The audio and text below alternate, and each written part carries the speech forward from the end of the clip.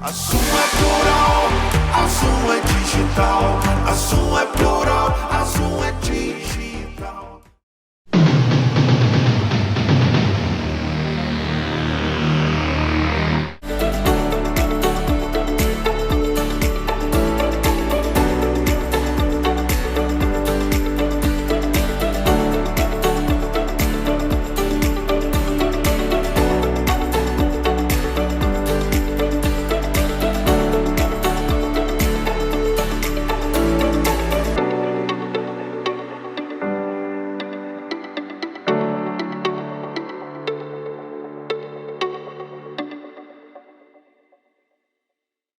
Estamos iniciando mais um episódio de Memória Política de Nova Friburgo e hoje o nosso convidado é Carlinhos Guimarães.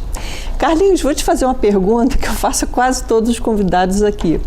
Se a gente pegasse um histórico das eleições presidenciais, a gente vê que Nova Friburgo sempre elegeu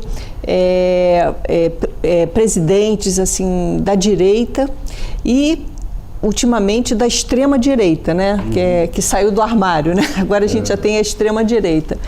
Mas Friburgo é um município operário, né? Um município que tem muitas indústrias. A Rendas Arco trabalhava em 3 turnos, uma indústria têxtil muito forte, depois veio a metalúrgica.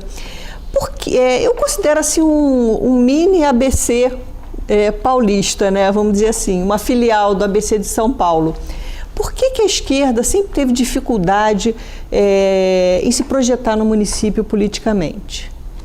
É uma pergunta bem difícil de responder, mas é surpreendente mesmo que uma cidade com características fortemente operárias, sempre foi, né?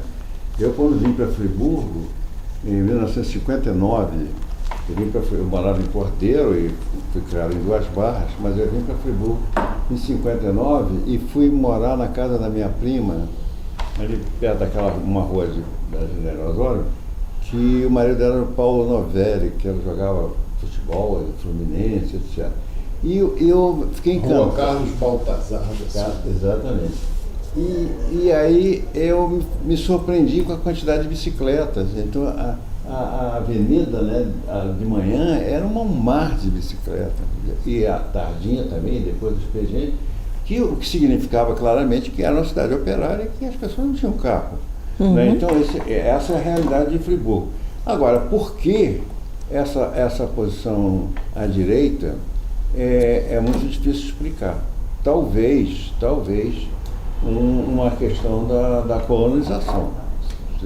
Pode ter alguma força ao tipo que houve da colonização de Nova Friburgo, e até mesmo depois até o próprio Heródoto botou o nome de Suíça brasileira. Pelo valor, pelo desenvolvimento de Friburgo, que se distinguia de outros municípios.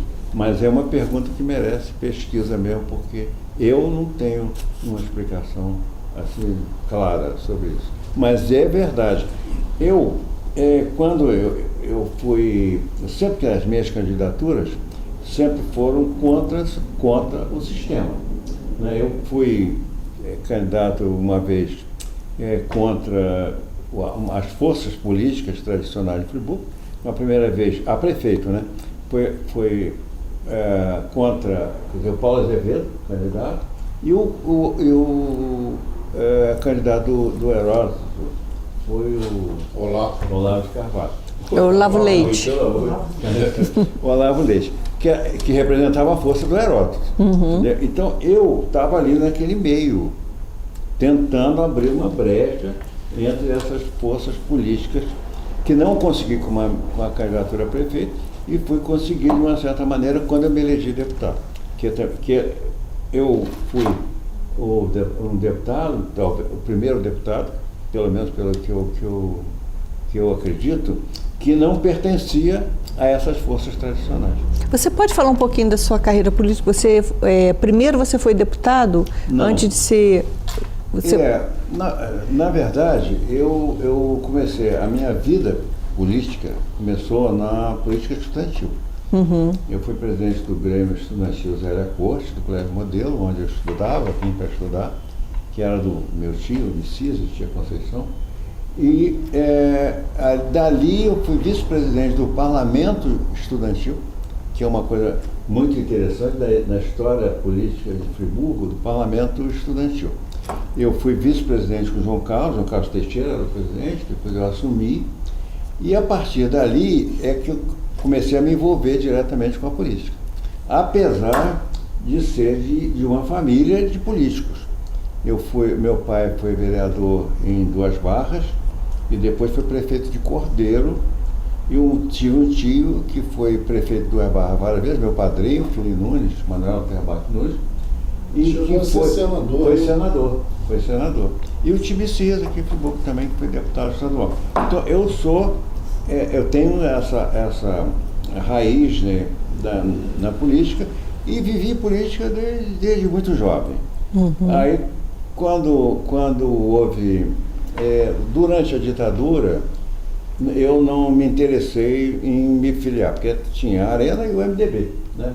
E o MDB começou como um partido auxiliar do governo, junto com a Arena, e depois, com a ida dos deputados autênticos, como não tinha espaço para a esquerda e para a oposição à ditadura, onde não existia um partido, né, e eles acharam que o caminho era o MDB, embora o MDB não fosse um partido assim, de luta contra a ditadura. Depois mudou, e com a entrada desses líderes autênticos, né, Modesta Silveira, Marcelo Cerqueira, Paulo Grossar e muitos outros, né, no Rio, Saturnino Braga e outros mais.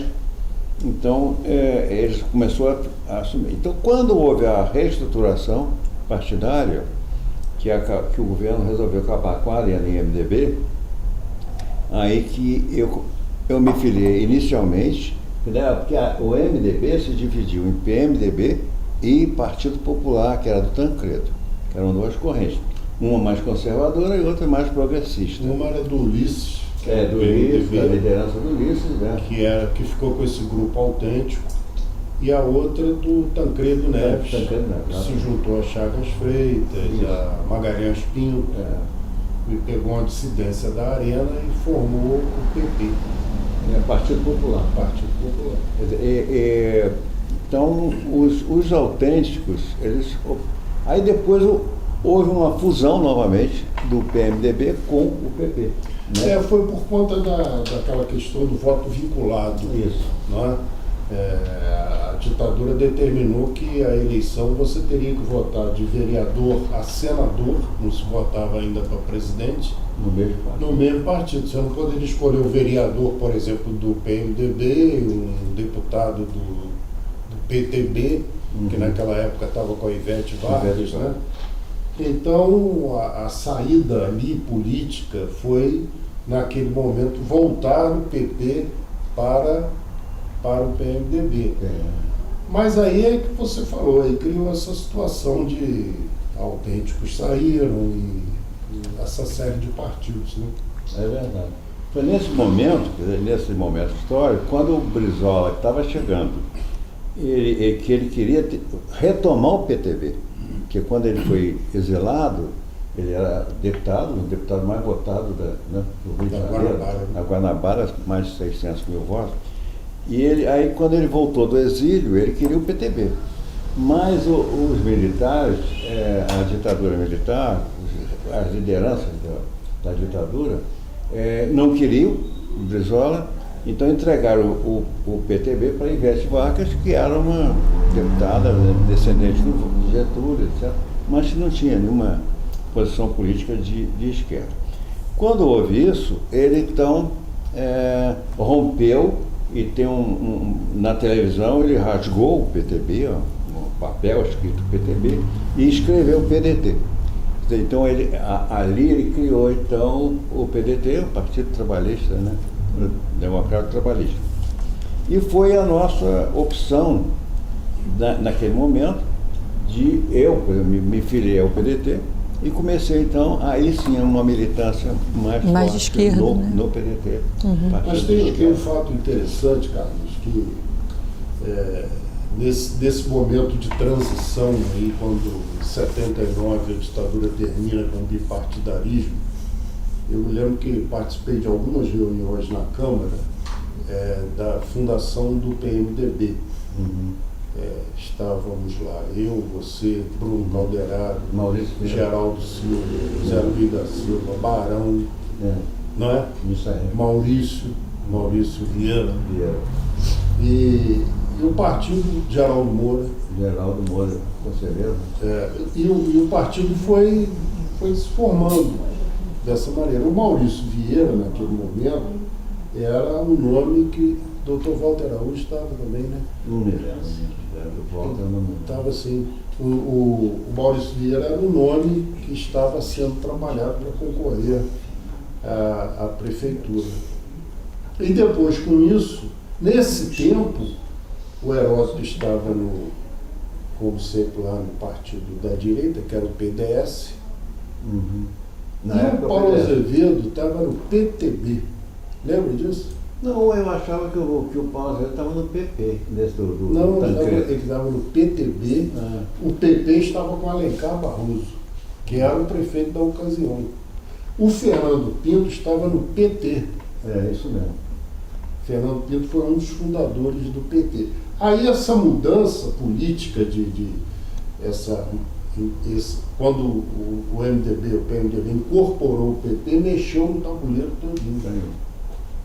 Aí o Paulo voltou para o PMDB a convite do Miro Teixeira. O grande grupo ali que estava no PMDB, a maioria saiu, foram para o PDT. Alguns seguiram o Fernando Pinto para o PT, que foi para o PTB, e a Lia Faria, que veio candidata a prefeita pelo PT. E doutor Humberto Eujá, que foi o candidato do PDT, com Alvir Macedo, Gaúcho de vice. Gaúcho de vice. Né? Então o quadro foi esse. E você veio vereador. Foi eleito vereador. Você é Alvir Macedo. Eu é Alvir. Exatamente. Em 82. Ia perguntar em que ano? 82. Você citou o João Carlos Teixeira. Ele era assim bem militante assim da esquerda. Inclusive eu acho que ele chegou a ser preso, alguma coisa assim. Não sei se... Você participava daquela turma da esquina? Sei, não é da esquina, não. Como é que era? Galeria? Clube Galeria. Você participava?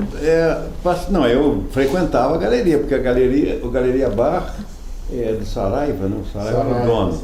Então era o centro político, intelectual, todo mundo se reunia ali.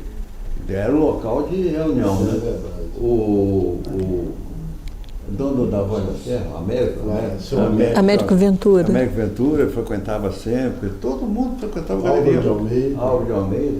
Ali se queria encontrar algum político, alguma coisa, nós do teatro amador também, se reunia, e o João Carlos estava sempre ali. O João Carlos é participante do que você citou, da Câmara, do programa da Câmara. Ele estava presente, o discurso dele, né, que provocou... o Lúcio no Arroz. Provocou o incidente. Mas João Carlos era um orador brilhante, uma inteligência muito... Era seu primo, então? Primo. O Tio Messias era irmão da minha mãe, né? Por isso você participou do filme... Não. Geração Bendita? Não, você não participou, não? Não, participei não. Eu acho que eu te vi nesse filme, sim. Deve ter sido Irapuã, não? Estou fazendo confusão. Eu achei que fosse você. Não participei não. Interessante. Então, em 82, eu fui eleito vereador. Eu, pelo PDT, Alvir Macedo. Foi a primeira traição que eu tive na política, que eu tinha um acordo com o MDB, e nós tínhamos dois vereadores, tinha mais um que não me lembro, e fizemos um acordo com o MDB para ganhar a presidência da Câmara. E no dia eu tinha 10 votos. Aí quando chegou na hora eu tive 7. Essa é a tradição da política, né? Mas eu comecei O Ulisses Guimarães dizia que o voto secreto dá uma vontade enorme de trair, né? É verdade. E ali eu me lembro dessa eleição, Você lembra? porque eu lembro que estava tudo certo. O mandato seria, aquela legislatura seria de 6 anos, como foi. E o PDT teria os 2 primeiros anos, o PMDB, os 2 do meio e o final o PTB. O PTB tinha 2 vereadores, Renato Bravo e Manuel Pote. Né? E a bancada do PMDB e do PDT votou fechado. Aí da onde vieram as traições. Aí ficou uma interrogação. Pois é, foi eleito Benício Valadares. Você então, o primeiro mandato seu na política local foi como vereador. Como vereador. E já era interessante na época, é que quando eu assumi o mandato, que eu cheguei lá, eu fiquei surpreso, porque os vereadores, na verdade, eles iam na terça-feira, na sessão, né? Voltavam na quinta e sumiam. Na Câmara, a única coisa que nós tínhamos na Câmara eram os caninhos, para um pedacinho, para correspondência. Não existia vida na Câmara. Então aquilo, ia terça-feira, os discursos, e depois voltava naquilo, e acabou. Aí nós criamos. Lembrando que a Câmara é aqui no prédio da Fundação Dom João VI, né? Não é nesse prédio atual. Praça Getúlio Vargas, 71. E aqui era a prefeitura também já. É. Então, aí nós criamos uma assessoria de bancada. Era um assessor para toda a bancada. Aí começamos a ter, o assessor ficava, aí começamos a dar uma vida, né? E a Câmara começou a funcionar como uma instituição mesmo, porque não funcionava. Tinha os funcionários aqui, mas era só. Porque o espaço de vocês era muito pequeno, né? Só tinha aquela sala da sessão, né? Só, aí nós criamos uma assessoria lá atrás, aquelas salinhas ali atrás, e tínhamos, a nossa bancada tinha uma assessora, eu me lembro da Iracema, depois ficou na Câmara direto. E aí a Câmara começou a tomar um outro peso, outra estrutura. Estou olhando suas anotações aí. O que você tem o que você anotou aí para falar com a gente? Anotei para não esquecer alguma coisa que vocês pudessem perguntar. Hoje em dia está na moda, né? As pessoas não dão depoimento, chega um jornalista, fotografa. Ainda bem que eu não tenho. As anotações estão ficando preciosas. Na verdade, aquele mandato seu de vereador, na verdade a oposição eram 3 vereadores, né? 3. Você, Alvi e Jorge Muniz. Jorge Muniz. Os outros, né? Não tinha. Como dizia Brizola, estava sempre posteando alambrado. E era prefeito quando você foi Heródoto, né? Uhum. Mas tem um episódio, cara, que eu esqueci de perguntar ao Jorge Muniz, mas você estava presente. Vocês foram a Brasília. Nas diretas já. Como é que foi lá? Conta aí pra gente. Esse foi um episódio importante, né? Abril de 83. Né? 84. Não, o que eu queria dizer é que a Câmara começou a ter uma postura diferente, e até mesmo a nível nacional, porque a gente queria participar também a nível nacional. A gente vivia botando indicações para os ministros, etc. Quando foi a votação das diretas já, em 84, nós discutimos por que não participarmos, né? Nós temos deputados que foram votados em Friburgo. Então eles têm que saber o que nós pensamos. Pode até não votar, mas eles têm que saber qual é a posição. Então resolvemos criar uma comissão com 4 vereadores para acompanhar a votação das diretas. Pouca gente sabe disso, acho que em Friburgo, né? Aí 2 vereadores, dos 4, 2 vereadores, depois na hora não quiseram ir, fui eu e o Jorge Muniz. Quando nós chegamos em Brasília, a gente ingenuamente, vamos assistir a sessão, né? Levamos um memorando para entregar aos deputados federais que fizeram voto em Friburgo. Quando nós chegamos em Brasília, já no aeroporto, quando nós descemos, tinha um pelotão de polonês, aquele corredor polonês, com a aeronáutica, o pessoal da aeronáutica. E a gente passando no corredor, eles perguntaram, o que vocês vieram fazer em Brasília? Ele falou, não, nós viemos visitar um amigo, mas aonde que vocês estão? Aí o Jorge Leite tinha dado o endereço dele para o Jorge Muniz. Jorge Leite era deputado federal do MDB. Aí nós vamos na casa de fulano e tal, conseguimos sair do aeroporto. Fomos para o hotel. Quer dizer que tinha essa vigilância, assim? Não, foi terrível, você não imagina. Aí quando nós fomos para o hotel, me deu uma roupa, eu já vamos para o Congresso. Quando nós descemos do táxi, o Congresso estava cercado. De 30 em 30 metros tinha um militar e não podia entrar. Porque a gente não O general Newton Cruz comandando aquilo. Exatamente.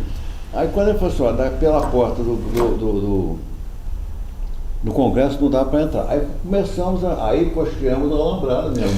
Aí fomos dando uma volta no Congresso e com os militares cercando. Aí uma brecha, tinha lá um outro um pouco longe do outro.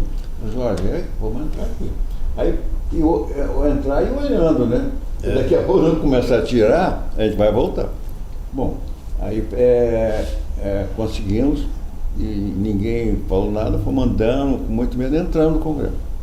Entramos e o Jorge Muniz, é um negócio muito interessante. O Jorge ele conseguiu uma credencial para mim e para ele de jornalista. Aí nós conseguimos entrar no plenário. Né? Nós vimos a votação assim na cara, deputado assim, perto da gente. E deputados conhecidos, né? Eduardo Galil, por exemplo, xinguei. Aí acabou a votação, fomos derrotados, né? Mas nós tivemos que dormir no Congresso, porque ninguém entrava nem saía. A gente não podia sair. E quando a gente sabia alguma notícia, estava o general Newton Cruz a cavalo, com aquela negócio que eles usam, tipo um porrete, não sei, um chicote, batendo nos carros das pessoas. E nas pessoas também. Foi um terror aquilo, né? Perdemos e não tivemos o êxito, mas foi uma experiência muito positiva da Câmara de Friburgo no Congresso Nacional. É, interessante, né, essa participação, uma né? presença de Nova Friburgo, né?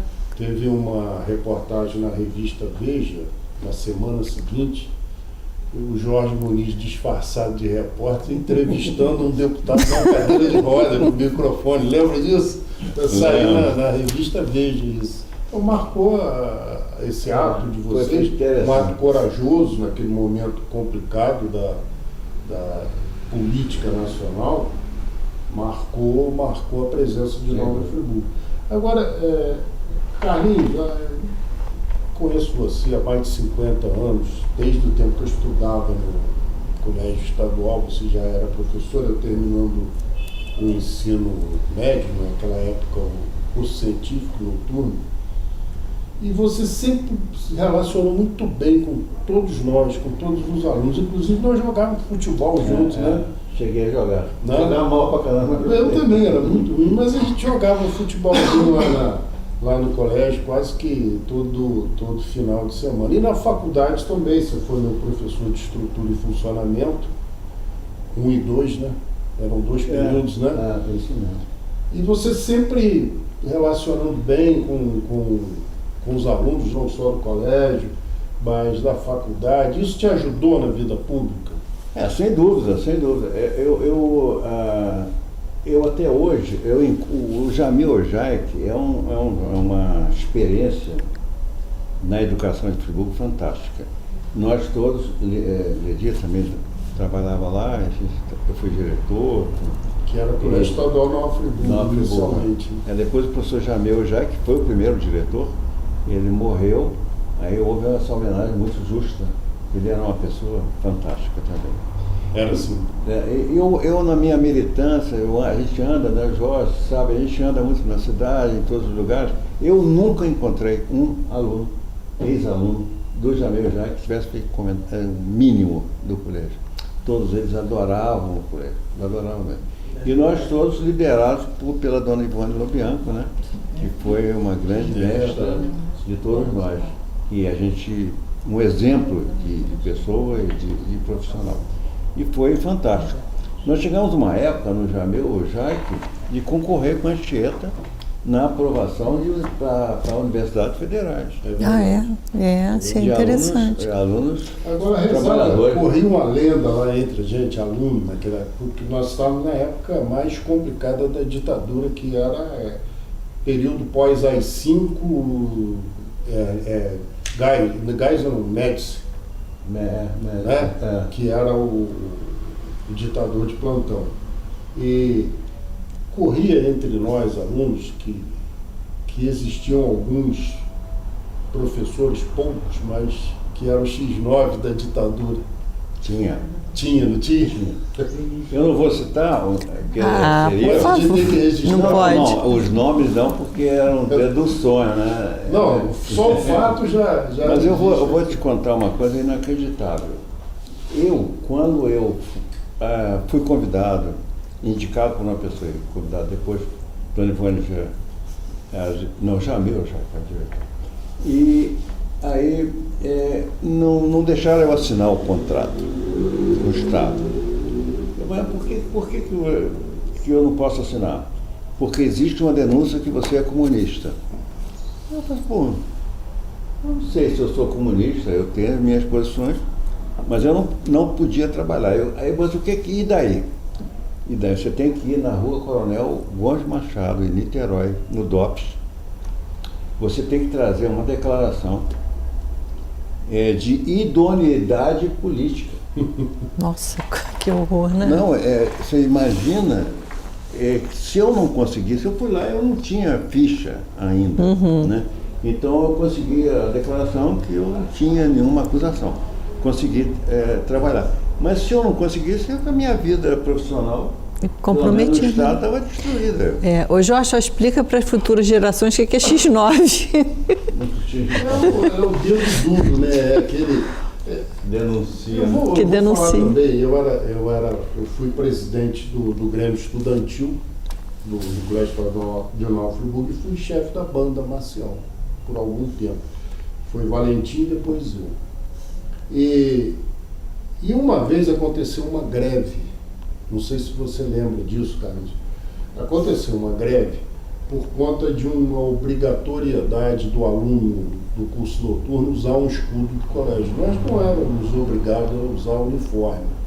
E veio aquela obrigatoriedade para identificar os alunos. Você tinha que colar o escudo na camisa, no paletó, na blusa. E nós não aceitamos aqui. E fizemos uma greve, quase que uma semana de greve. E eu estava à frente do movimento, né? Tinha o quê? Se tanto 17 anos. E nós fomos parar no Sanatório Naval por conta disso.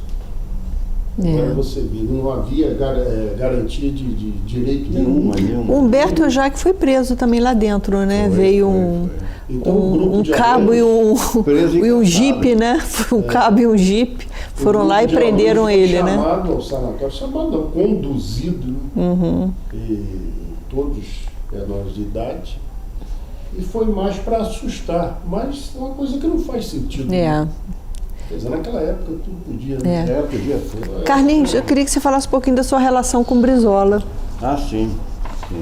A minha relação começou com o Brizola, eu já gostava do Brizola, mas quando ele veio a Friburgo, Dr. Humberto, que seria candidato a prefeito, eu já tinha me inscrito como candidato a vereador, foi quando eu conheci o Brizola. Aí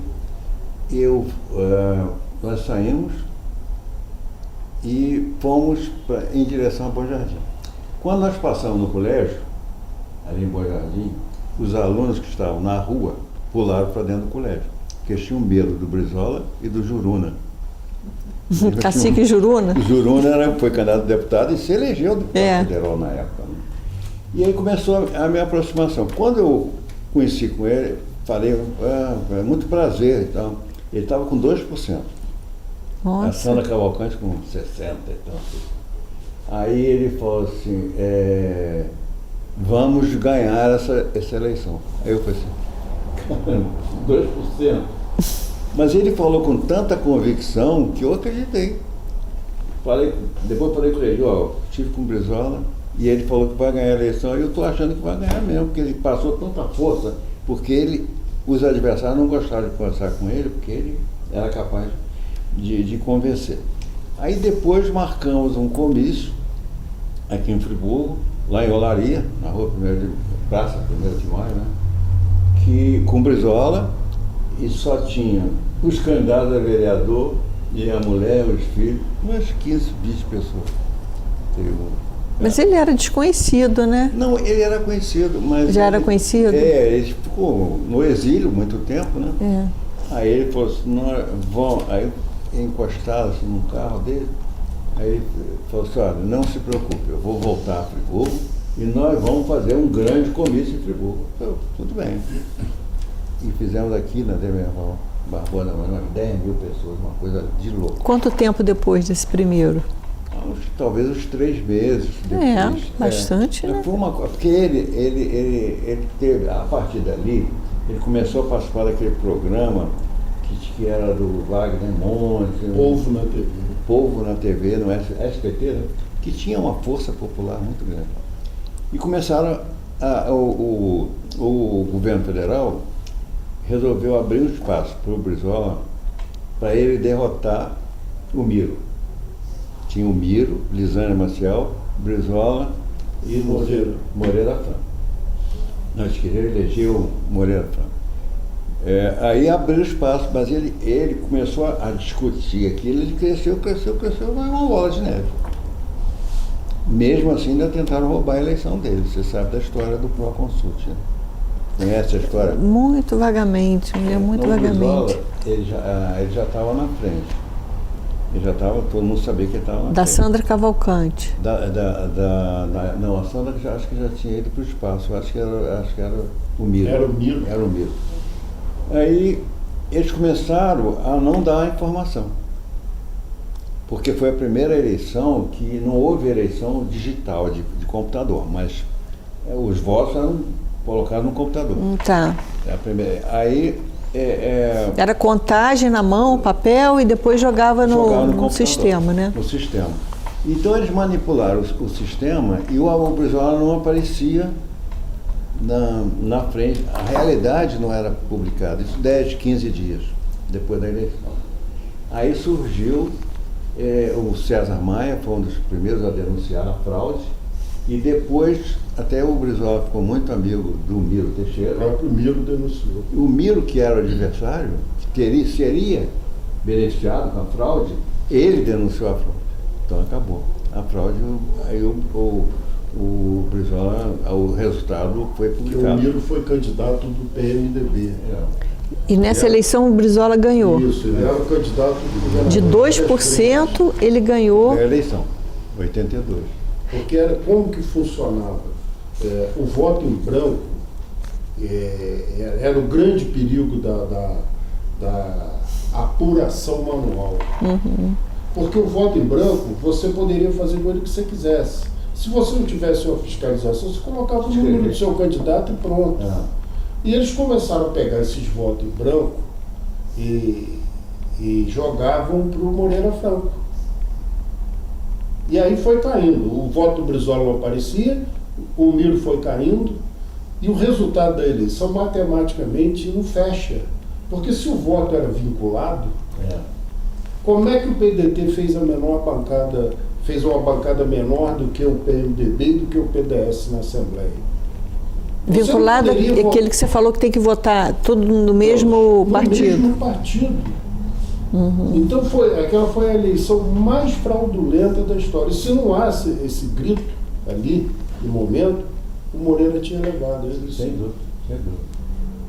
E depois na verdade, ela tinha que ser nula, né? Porque não fecha o voto vinculado, ele tem que te dar o mesmo retrato do executivo e do legislativo. Ou uma diferença muito próxima, não do jeito que o PDS fez, a maioria dos deputados federais, fez a maioria dos deputados estaduais, e o Brizola ganhou para governador, o Saturnino Braga ganhou para senador. Como é que conta essa história? Uhum. Não é? Mas aí depois eu comecei me aproximei, eu fui me eleger deputado, né? Na verdade primeiro suplente, aí o Tito Riffe, que era o titular, ele foi nomeado secretário e eu assumi o mandato. Aí eu me aproximei dele, do Darcy e tal, e fui líder dele na Assembleia. Eu era líder do governo na Assembleia. Então tinha muito contato. Então o Brizola, os adversários naturalmente não gostam, outros não gostam tanto ou gostam menos, mas uma coisa ele tem que não é inegável e irrefutável. Ele tem obsessão pela educação. A educação não era uma proposta política partidária, era uma proposta dele, pessoal. E ele deu sorte de ter encontrado um cara como o Darcy Ribeiro, que pensava as coisas para ele fazer. O Darcy falou uma vez, a minha sorte é que eu tinha as ideias, mas não tinha quem executasse. Agora eu tenho o Brizola que executa. Então o Darcy. O Darcy. E o Brizola, isso era uma obsessão. E se você ver a história, um pouco da história dele, ele muito pequeno, o pai estava voltando uma daquelas revoluções que tem no Rio Grande do Sul, e foi assassinado no quintal da casa dele. Ele tinha 1 ano e meio ou qualquer coisa assim. Isso já foi uma marca. E depois ele não tinha escola. Ele foi usar um vaso sanitário com 14 anos de idade, entendeu? Então ele teve uma vida, um início de vida miserável mesmo, sei lá. Depois é que começou a estudar. Ele não tinha nem nome. O nome dele é Itagiba, que é o nome de origem, de batismo. Ele que mudou o nome dele mesmo. Eu quero Leonel e tal, eu ficou com Leonel Brizola. Então ele teve uma infância muito dura e por falta de escola. Então ele defendia que a educação era fundamental. E no Rio Grande do Sul ele fez uma revolução pela educação. Aquelas escolinhas de madeira que ele fez centenas, né, no Rio Grande do Sul, e que realmente mudou tudo. Então foi uma experiência muito boa, a convivência, né, com o Brizola. Você também conviveu com o Ézio Cordeiro, né, que é o pai do SUS, né? O Ézio Cordeiro, na verdade, um orgulho que eu tenho da minha vida pública, eu tenho vários, e alguns defeitos, obviamente. Mas um dos orgulhos é ter trazido a UERJ para Friburgo. Foi um projeto que eu apresentei por uma série de circunstâncias, que eu fui o instrumento naquele momento, e por minha sorte. Quando surgiu o problema que ia fechar o Instituto Politécnico, porque o Brizola comentou com alguém que não acreditava em pesquisa sem universidade.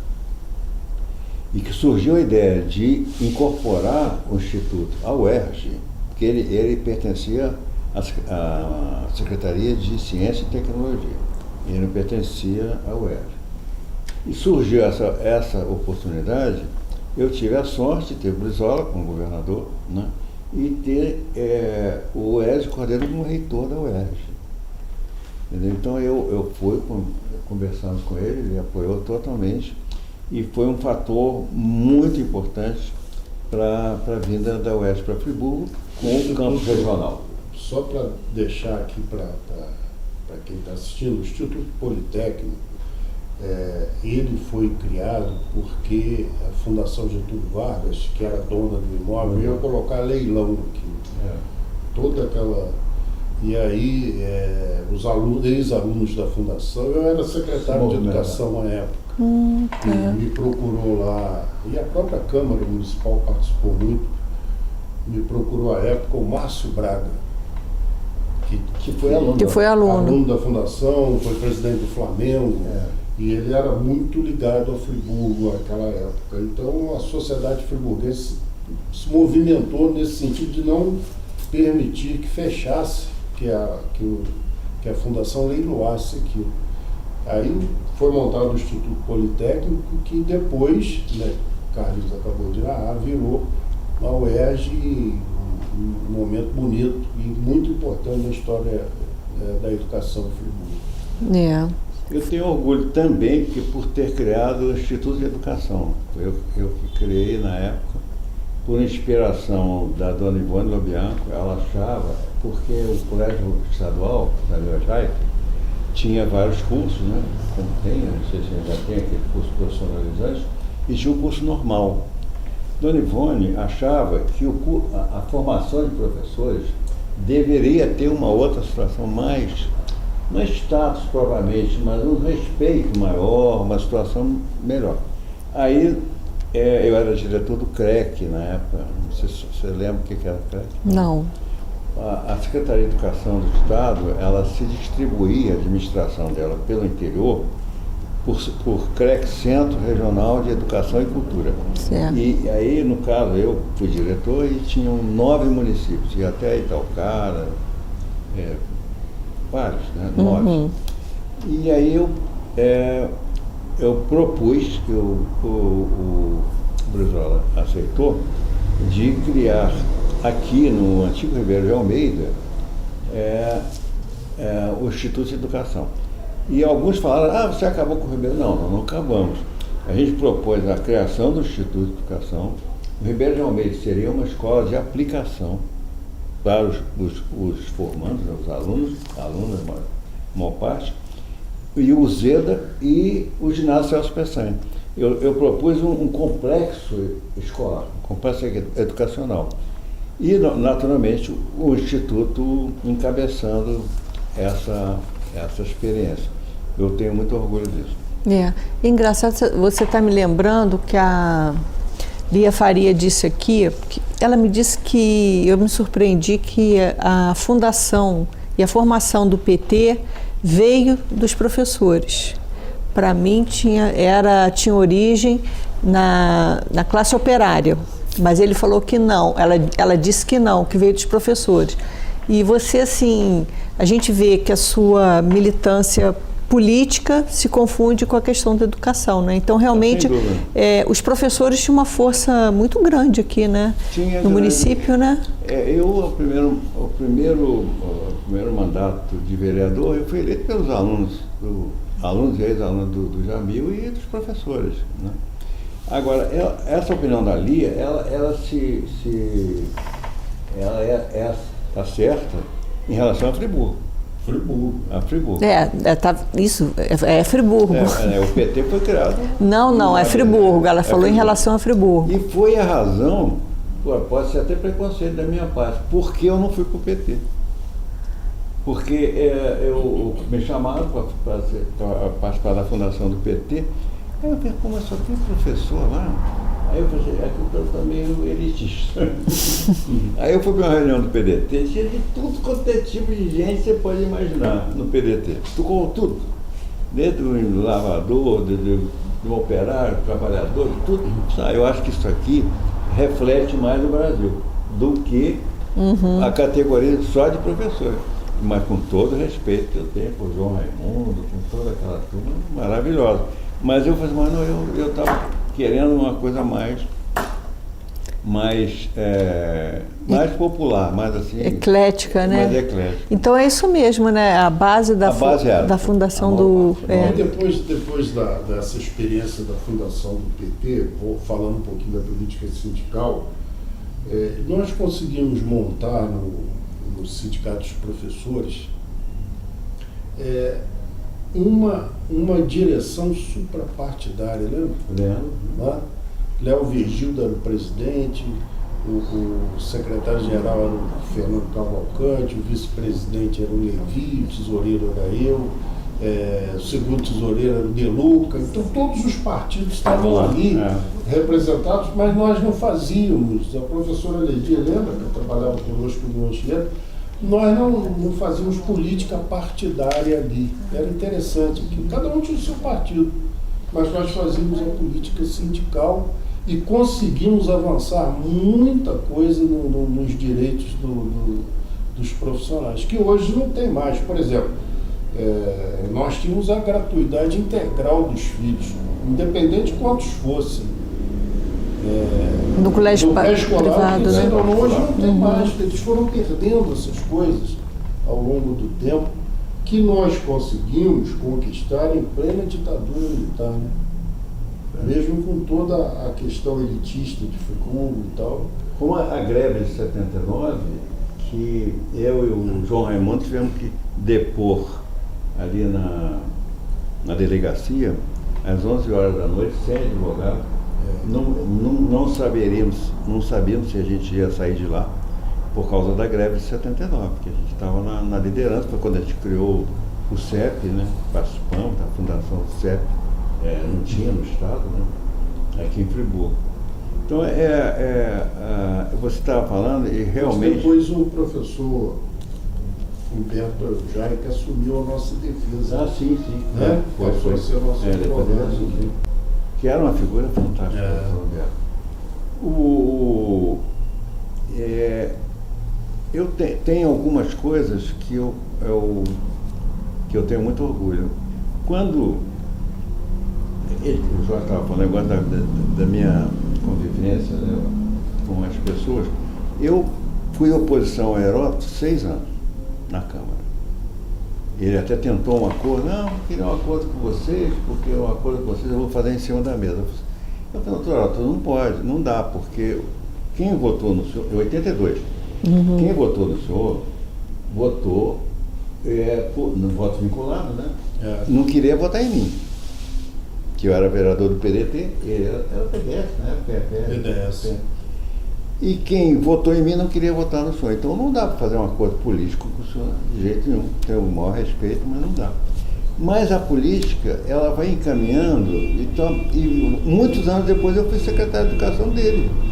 O Edil também falou aqui que foi convidado pelo Heródoto e foi, em função disso, acho que ele foi até expulso, né, do PT, que ele aceitou um cargo na secretaria, não me lembro qual... Acho que era de transporte. Transporte, Aí você vê ser secretário dele. Vim, porque quando a gente houve Eu também fui secretário de Heródoto. Eu sei. Fui secretário de Paulo E de Heródoto, Porque nós tivemos uma época, uma feliz época, que eu era adversário, mas eu era adversário do Paulo Azevedo, nunca desejei nada de mal a ele, nem ele a mim. Ele tinha uma visão técnica, né? Vou pegar essa pessoa aqui para ser meu secretário, porque vai ser um bom secretário de educação, né? Seria foi isso. Na época que houve a cassação do Neuci, né? Então que ele assumiu e ele propôs ao PDT a Secretaria de Educação e a Saúde. Aí eu levei para o diretório, na época ainda tinha diretório, né? A gente respeitava os diretórios municipais, o partido era orgânico, né? Não é, o presidente, eu era presidente, eu vou fazer isso, não, peraí, vamos convocar. O diretório aprovou, eu fui secretário de Educação, fui respeitado por ele, sem problema, me respeitei também. Mas a política não tinha as características que adquiriram agora, né? Quando eu era diretor do CREC, eu ajudei muito a ter os 3 CIEPs de Friburgo. E 2 deles fui eu que botei o nome deles, o Licínio Teixeira, de Violaria, que pouca gente sabe, mas ele morreu numa operário, manifestação, né? Operário, no Paissandu, morreu numa manifestação trabalhista. O Luiz Carlos Veronese, que foi um grande amigo, que também foi vereador pelo PDT, professor, e o Glauber Rocha não, esse já estava com o nome. Então, quando me pediram um terreno de 10 mil metros plano em Friburgo, eu falei, aonde que eu vou conseguir um terreno de 10 mil metros? Eu fui lá no sanatório, pedi ajuda ao sanatório. Apesar de no dia 31 de março, né, que foi no golpe de Estado, eu era presidente do Parlamento Juvenil, estudantil, como eu falei. Quando eu vim para cá no dia 1º de abril, foi lá, viu, a sede era nessa salinha aqui do ginásio, que funcionava ali, já Celso Peçanha. Aí eu cheguei lá, estava lacrada. Estava lacrada, e eu falei, mas lacrada? E um bilhete, lá escrito na mão, dizendo que eu teria que comparecer ao Sanatório Naval. Eu falei, cara, eu vou roubar. No golpe, né, já tinham tomado praticamente a polícia do Brasil E era o todo. terror de todo mundo, Nossa. Sanatório Naval. Falar em Sanatório Naval, todo mundo temia. Eu não tinha, você vai fazer o quê? Eu pensei, bom, tem que ir, eu vou, né? Também não vou fugir. Aí eu fui, mas eles, início de carreira política, aí, eles foram compreensivos, não, tá, pode ir embora. Mas aí que nesse momento, já era outro momento, né? Muito tempo depois, eu falei, o Sanatório Naval tem muito terreno, né? Tem 4 milhões de metros quadrados, tem no livro. Então, 10 mil metros para ele não é nada. Eu estava lá, eu e o Bruno. Estava olhando lá de cima e vi um campinho de futebol lá na Via Expressa. Ali eu pensei que vamos lá ver. Aí fomos lá, medimos no pasto, né? Porque não tinha treino. E deu, e foi feito o CIEP de olaria, que por alguma razão, que a gente é difícil explicar. Mas você chegou a pedir, não chegou então a pedir o sanatório não, né? Não chegamos. Não estava falando isso por causa do Heródoto. Aí eu pensei, bom, e agora? Aí eu, vereador de oposição, e batia mesmo, politicamente, pedi uma audiência. Aí ele me recebeu, eu falei, o problema é o seguinte, eu tenho um CIEP, já estava famoso, mas eu não tenho terreno. Ele falou, você tem alguma indicação? Eu falei, tem. Era da família Guilherme, ali. Ele desapropriou e doou para o Estado. Quer dizer, e eu era de oposição. E ele, então, é um exemplo que eu acho clássico, que você pode ter posições totalmente diferentes, políticas, mas quando se trata da sua comunidade... Do interesse, né, da sociedade, né? É uma coisa que já não existe mais, né? Agora com Você chegou a ser candidato a prefeito? Fui 2 vezes. Foi em que ano? Foi em 88, eu fui candidato. Em 88, a minha candidatura foi uma candidatura um pouco... eu sabia que as condições eram mínimas, né? Mas eu falei, o nosso objetivo principal era, no outro ano, em 89, eleger o Brizola. Quer dizer, ajudar a eleger o Brizola presidente. E o partido, o PDT, ainda era um partido bem enfraquecido. Não era, popularmente, você não era um partido como tinha os outros partidos. Aí eu falei, então vamos lançar a candidatura, que é o momento de botar o partido na rua e, quem sabe, ajudar a candidatura do Brizola.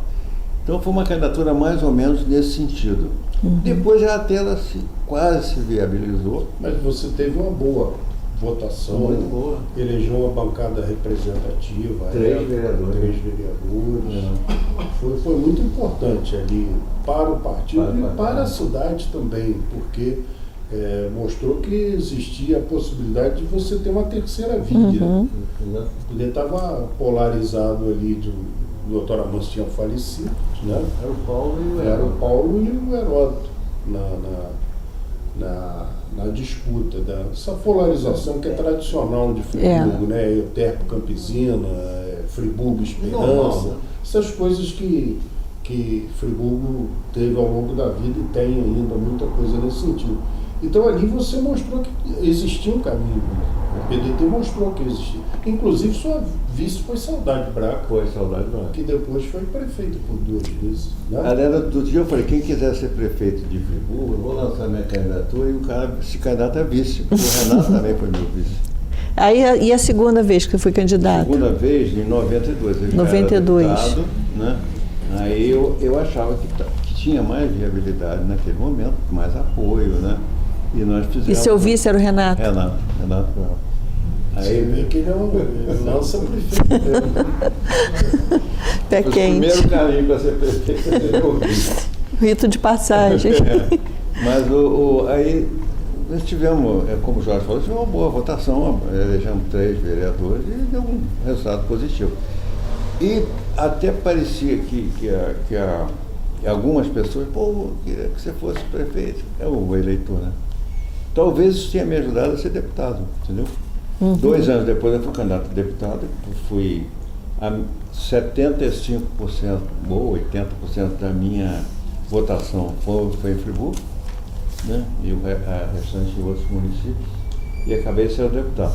Em 92 a gente estava mais forte, mas aí eu enfrentei de cara os 2, né? Era Paulo Azevedo de um lado e o Neró do outro. Era difícil quebrar essa dobradinha, né? Você acha que o PDT e o PT se canibalizavam? Um acabava tirando o voto do outro, porque eram a esquerda, né, de Friburgo, né? Um canibalizava o outro. O que você está falando tem razão. Onde o PT era forte, o PDT era fraco. Onde o PDT era forte, o PT era fraco. Quer dizer, os dois disputavam o mesmo espaço. Tanto é que, enquanto o PDT estava com mais força, o PT não tinha elegido nenhum vereador. Não. O primeiro foi o Edil. Né? Ele ficou muito tempo sem eleger, depois que elegeu, já agora no século XXI, que veio eleger outro vereador. Outros, né? Mafó, né? E a vereadora, né? Foi o Damião e. O Damião foi depois a Maiara.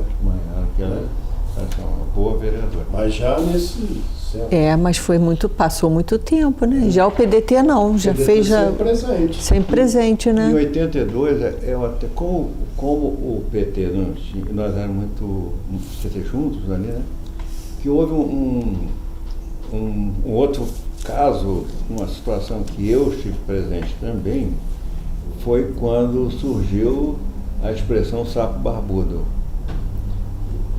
Conhece, do Lula? Do Conheço.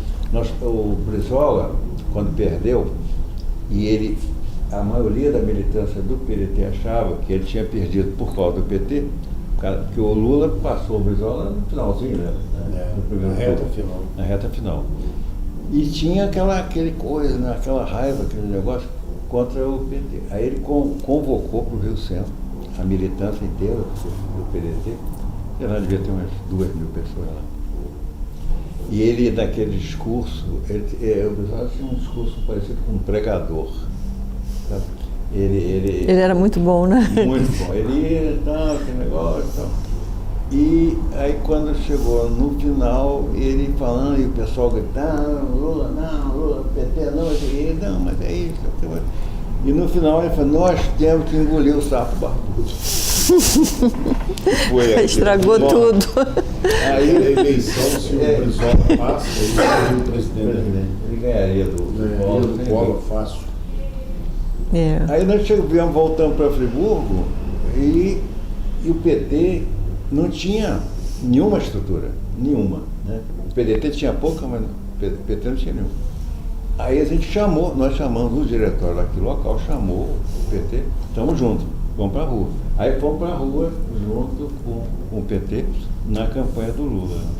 Isso em 79, né? 89. Mas a tua observação tem sentido. Quando você viu, o PT, por exemplo, nunca se criou muito no Rio. No Rio era Brizola, depois começou a diminuir e tal. E aonde? Na Baixada também, o PT tinha dificuldade. Tanto é que depois nós levaram o Lindenberg para lá, para ser candidato e tal. E realmente tem sentido isso. Carlinhos, nós estamos chegando ao final, né? Vou deixar para você fazer as considerações finais sobre essa memória política aí de Nova Friburgo. E você trouxe grandes contribuições aqui, né, em conteúdo, e, né, é feito o registro, a importância, né, da gente resgatar essas histórias, né, que a gente não vai encontrar em documentação nenhuma, né? Se a gente não trabalhar com a história oral, a gente não consegue levantar nesses fatos, acontecimentos que depois contribuem, né, para os pesquisadores, né? É verdade. Tem os membros da família, porque nas reuniões de família, eu gosto muito de contar casos, eu causo disso. Filha, vamos gravar tal. Vamos gravar o telefone, tudo bem, mas nunca acontece de fazer isso. Para os filhos até, para os netos. Mas eu é que agradeço essa oportunidade. Eu tenho orgulho da minha história política. Óbvio que, como todo mundo, cometi erros, tranquilamente. Mas eu tenho uma coisa que eu fico muito feliz, é que quando eu ando na rua, ninguém me chama de vereador nem de deputado, me chama de professor. Entendeu? Boa noite, professor. Bom dia, professor. Quer dizer, Eu também. Você também. Quer dizer, é uma coisa muito legal. Há pouco tempo eu estava passando ali na rua, foi na rua Portugal, e tinha, ali perto da pizzaria, né, Califórnia, e tinha um catador, meia-noite, eu saí para comprar remédio, voltei, tinha um catador de lixo, de latinha, de coisa, né? Aí eu passei, ele levando, boa noite, professor. Eu falei, é muito legal, muito bom, né? E tenho muito orgulho de ter feito isso e não sofro hostilidade em lugar nenhum, apesar de ter, em determinados momentos, a gente sempre tem, né, posições políticas fortes contra o adversário, mas não tenho. Quando eu estava na Câmara, só mais um detalhe que eu acho que eu fico muito feliz também, quando eu estava na Câmara, na época eu era outro prefeito, ele mandou para a Câmara um projeto da Lei de Desenvolvimento Urbano e Rural de Nova Friburgo. Tudo que a equipe dele achava, né? Inclusive já botava a cota não edificante para a construção do lago. Não sei se você já conhece a história do lago. Não. Vale a pena conhecer isso. Né? Seria um negócio. Lá na Bacia. Outro Friburgo. Seria um lago de 15 quilômetros de extensão e 300 de largo. Na verdade, foi aquele engenheiro José Vitor Pingré. Quem fez? Foi do governo da Manso? Não conheço a história, não. Mas ele mandou, e aí o gabarito, etc., de todos os lugares. E aí eu pedi, também, isso aqui é o meu voto, que eu era na oposição. Eu não ouvi, também eu voto mais, eu quero discutir, eu quero formar uma comissão. Aí formamos uma comissão de representantes de todas as instituições, tudo que você pode imaginar, sindicato, tudo. E aí no final eu quero apresentar algumas emendas. Não, pode apresentar. E uma emenda que eu apresentei, eu e o Alfir, na época, né, que eu tenho muito orgulho, é do gabarito da praça. O gabarito previsto para a praça Getúlio Vargas e Demerval era de 6 pavimentos. Aí eu passei para 2. Por quê? Porque você, se olhar a praça, ela vindo lá de baixo, vem com 10 andares. Até essa lei era 10 andares. Acabou. Então tá aí, eu olhava, vai acabar o sol. Aquele negócio da mãe tá. Aí apresentei a emenda, foi aprovada, e eu fico muito feliz de ver meus netos. Tá ok, Carlinhos. Muito obrigada aí.